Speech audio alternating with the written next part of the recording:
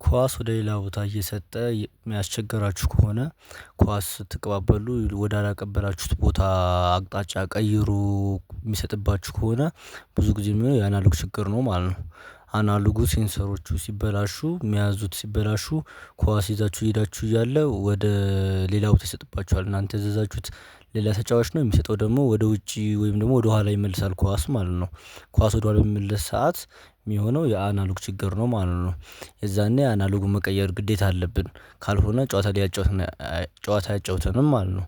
ሁለተኛ ደግሞ ኳስ ይዘን መተን ጎል ላይ ልናገባ ስንል እንትን ይልብናል ወደ ሌላ ቦታ ያወጣብናል ከአንግሉ ውጪ ሌላ ቦታ ላይ ይመታብናል ማለት ነው።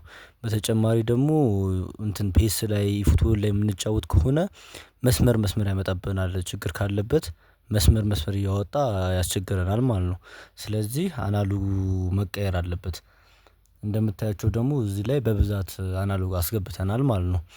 ማንኛውም ፕሌይስቴሽን ፎር ጆይስቲክ ጥገና ከፈለጋችሁ እኛ ጋር ያገኛሉ።